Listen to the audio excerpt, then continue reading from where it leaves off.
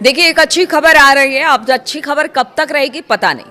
America और Iran की जंग के बीच महंगे तेल की मार झेल रहे दुनिया के लिए एक अच्छी खबर।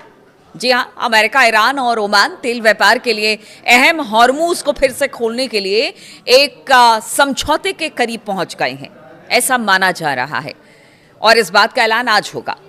तो अमेरिका ने बुधवार यानी कि 5 अगस्त को इस डील की घोषणा करने की योजना बना ली है, यानी कि आज हो सकता है कि इसका ऐलान हो जाए। अब वो किस तरह से होगा, क्या होगा, उसकी थोड़ी बहुत जानकारी जो निकलकर सामने आ रही है वो आपको बताती हूँ।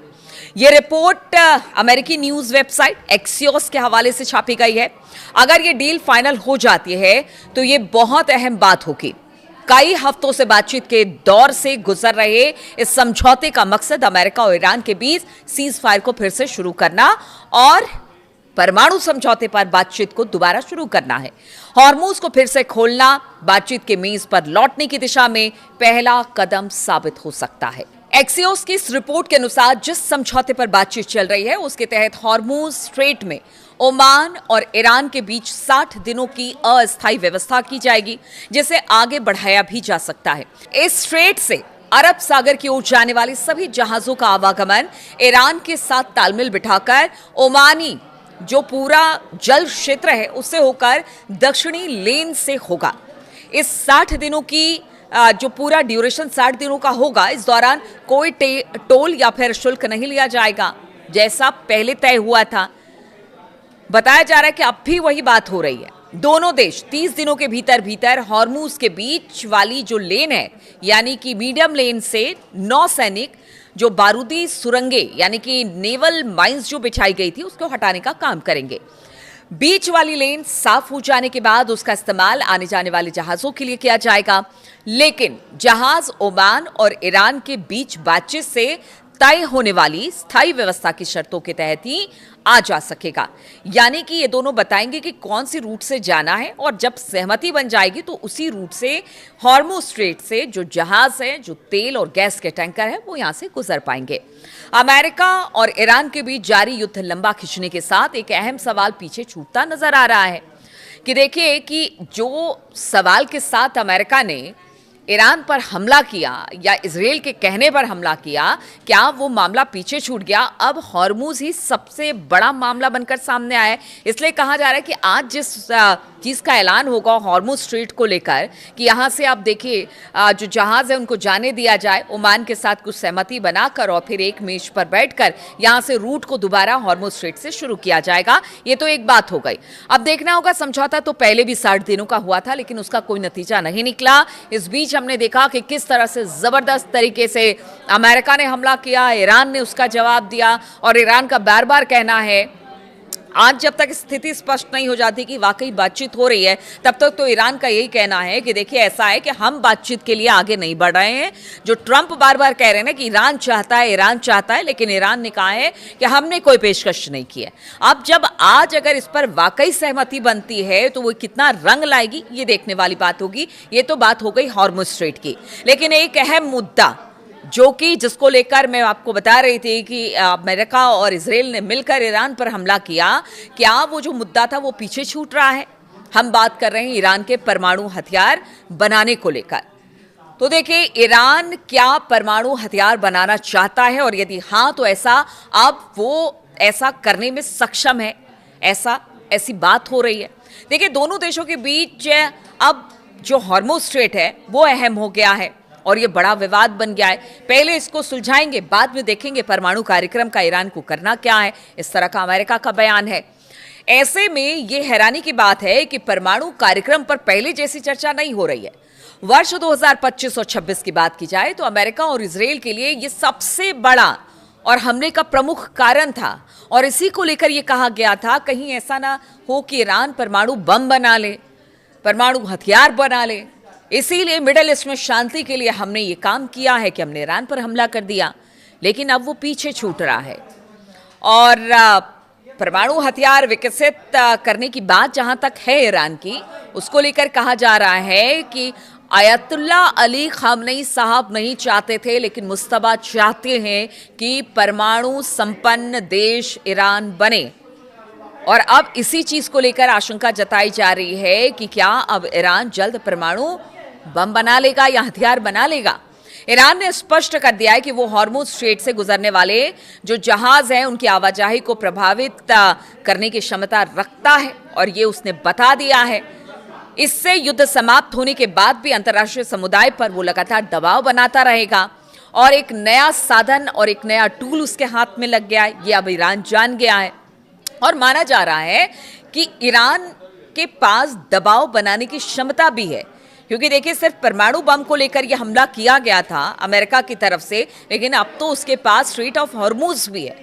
माना जाता है कि ईरान के पास लगभग इस वक्त 440 किलोग्राम 60% तक इनरिच्ड यूरेनियम मौजूद है, जो सैद्धांतिक रूप से लगभग 10 परमाणु हथियार बनाने के लिए पर्याप्त और सक्षम है। सामान्य परमाणु ऊर्जा संयंत्रों के लिए केवल 3 से 5% तक इनरिच्ड यूरेनियम की आवश्यकता होती है, जबकि जो बाकी कार्य हैं जैसे रिसर्च का काम है या फिर इलेक्ट्रिसिटी है या बाकी काम है रोजमर्रा की चीजों में, अनुसंधान कार्यों में अधिकतम 20% तक संवर्धन यानी कि इनरिच्ड यूरेनियम माना जाता है कि होना चाहिए। ऐसे में अगर 60% तक इनरिच्ड यूरेनियम ईरान के पास है तो इसी बात को लेकर अमेरिका चिंता जता चुका था और इजराइल ने भी चिंता जताई थी कि देखिए अगर हमें ये पता चल रहा है, हमारे सोर्सेस से पता चल रहा है तो ऐसा है, क्योंकि देखिए विशेषज्ञों के अनुसार परमाणु हथियार विकसित करने की संभावना के अलावा इसका कोई और व्यवहारिक उद्देश्य नहीं दिखाई देता है, ऐसा एक्सपर्ट मानते हैं। इससे संकेत मिलता है कि ईरान भविष्य के लिए अपने विकल्प खुले रखना चाहता है परमाणु हथियारों को बनाने के लिए। हालांकि परमाणु हथियार बनाने के लिए केवल इनरिच्ड यूरेनियम की ही जरूरत नहीं पड़ती है, इसके लिए आपको विशेष उपकरण की जरूरत पड़ती है, इक्विपमेंट्स की, कुछ और अन्य सामग्री की जरूरत होती है, एक पूरा इंफ्रास्ट्रक्चर आपको चाहिए होता है। अमेरिका और इजराइल द्वारा ईरान के परमाणु ठिकानों पर जो हमले पीछे हमने देखे फरवरी से लेकर अब तक, वो जो हमले किए गए उसमें तकनीकी क्षमता को कुछ नुकसान तो पहुंचा है, ऐसा ईरान भी मानता है, लेकिन ईरान का कहना है कि उनका परमाणु कार्यक्रम रुका नहीं है। लेकिन विशेषज्ञों का मानना है कि वैज्ञानिक ज्ञान और विशेषता को बमबारी से समाप्त नहीं किया जा सकता है। इस बात पर गौर कीजिए आप भले आप जहां पर मतलब उनका जो परमाणु कार्यक्रम जहां चल रहा था उस जगह को आप तबाह कर देंगे, लेकिन आखिर जिस व्यक्ति को, जिस वैज्ञानिक को इसकी विशेषज्ञता है, यानी जो एक्सपर्ट हैं परमाणु हथियार बनाने में, उनके ज्ञान और उनके एक्सपर्टीज को आप कैसे छीन लेंगे? उसको कोई बमबारी भी नहीं मार सकती है।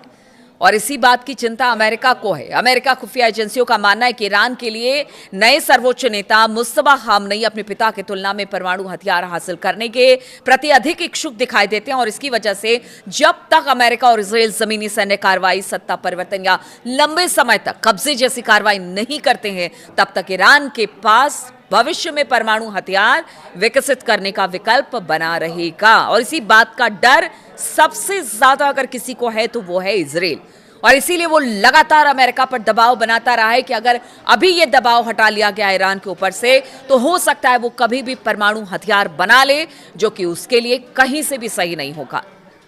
और इसी प्रकार यदि ईरान परमाणु हथियार हासिल कर लेता है तो क्षेत्रीय देशों के लिए उसके खिलाफ सैन्य कार्रवाई करना कठिन क्या असंभव हो जाएगा।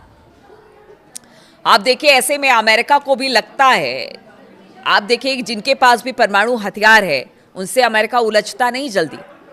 ऐसे में आप उत्तर कोरिया का एक उदाहरण देख सकते हैं कि उत्तर कोरिया कुछ भी कर ले, अमेरिका कभी उसको पलटकर जवाब नहीं देता। अब ईरान को भी लगता है कि समय आ गया है, क्योंकि जिस तरह की दबाव की राजनीति वो पीछे कुछ वर्षों से झेल रहा है, उसको लेकर अब वो और दबाव नहीं झेल सकता। इसलिए वो चाहता है कि अगर इस बार का युद्ध छिड़ा है तो वो निर्णायक हो, चाहे बातचीत के तौर तरीके से निर्णायक हो या फिर हमले के तरीके से, या फिर वो परमाणु संपन्न देश हो जाए, इस तरीके से भी निर्णायक हो। तो इन तमाम बातों को ईरान भी समझता है। और आज जब बातचीत के मंच पर एक बार फिर से ईरान, ओमान और अमेरिका बैठेगा तो देखना होगा कि क्या वाकई हॉर्मुज खुलता है और आगे की बातचीत के लिए नई राह दिखाई देती है। इस पर सबकी नजर होगी, मेरी भी नजर होगी। लेकिन जहां तक बात है कि पहले भी समझौते हुए हैं, समझौते टूटे हैं, हमला हुआ है, तो इस बार भी क्या ऐसा ही होगा? सबके मन में सवाल यही है, लेकिन सब चाहते हैं कि शांति हो और पूरी दुनिया में एक तरह से स्थिरता आए। जो गैस और तेल के संकट है, खासतौर पर देखिए सिर्फ गैस और तेल की संकट नहीं है, काफ़ी इंडस्ट्रीज को इस पे नुकसान पहुंच रहा है, दुनिया भर के देशों को इसके नुकसान का अंजाम भुगतना पड़ रहा है। इसलिए सब चाहते हैं कि अब यहाँ से बातचीत का विकल्प खुले और कोई एक नतीजे पर पहुंचा जाए, लेकिन सब यहाँ पर अपना हित देख रहे हैं, चाहे वो ईरान हो, अमेरिका हो, इजराइल हो। तो देखना होगा आज की बातचीत, आज जो बातचीत होती है या फिर जो शर्तें रखी जाती है उस पर क्या आगे का रास्ता खुलता है, नजर रहेगी मेरी। बहुत बहुत शुक्रिया मेरे साथ इस वीडियो में शामिल होने के लिए। आपके कमेंट्स का इंतजार रहेगा।